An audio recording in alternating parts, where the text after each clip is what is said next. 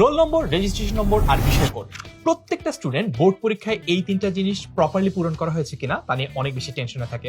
এই ভিডিওতে আমরা শিখে নিব কিভাবে এই তিনটা জিনিস প্রপারলি পূরণ করতে হয়। পরীক্ষার হলে যখন তোমাকে পরীক্ষার খাতাটা দেওয়া হবে, তুমি দেখবে কভার পেজটা একদম সেম টু সেম এরকম।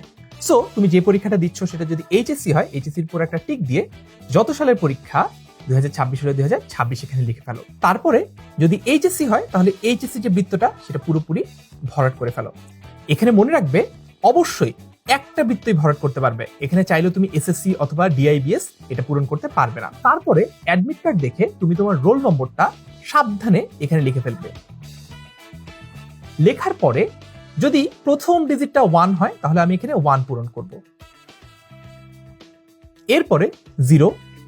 এভাবেই আমরা আমাদের 6 ডিজিটের যে রোল নম্বরটা আছে সেটা পূরণ করে ফেলবো। তারপরে আবারও অ্যাডমিট কার্ড দেখে আমাদের যে 10 ডিজিটের রেজিস্ট্রেশন নাম্বার আছে সেটা পূরণ করে ফেলবো। তারপরে একই রকম ভাবে আমি আবার যে ওএমআর শিটটা আছে সেইটার এই পোর্শনটা পূরণ করে ফেলবো। তারপরে আমি বিষয় কোডটা পূরণ করে ফেলবো। প্রথম পরীক্ষা যদি বাংলা হয় আমি নিশ্চিত হয়ে এই নাম্বারটা পূরণ করব।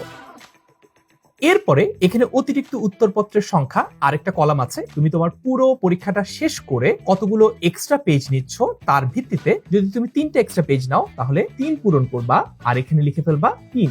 যেখানে কক্ষ পরিদর্শকের স্বাক্ষর আছে, তারিখের জায়গাটা আছে, তুমি একটু পরীক্ষা দিয়ে বের হওয়ার আগে নিশ্চিত হয়ে নিবা তোমার কক্ষ পরিদর্শক এই সাইনটা করেছেন কিনা। খুব সহজেই শিখে নিলাম বোর্ড পরীক্ষার ওএমআর শিট কিভাবে পূরণ করতে হয়। তবে সব সতর্কতা অবলম্বন করার পরেও যদি কোথাও কোনো ভুল হয়ে যায় একদম হেজিটেট না করে তোমার যে কক্ষ পরিদর্শক অর্থাৎ পরীক্ষা হলের গার্ড তাকে দ্রুততম সময়ের মধ্যে তোমার সমস্যাটি জানাও।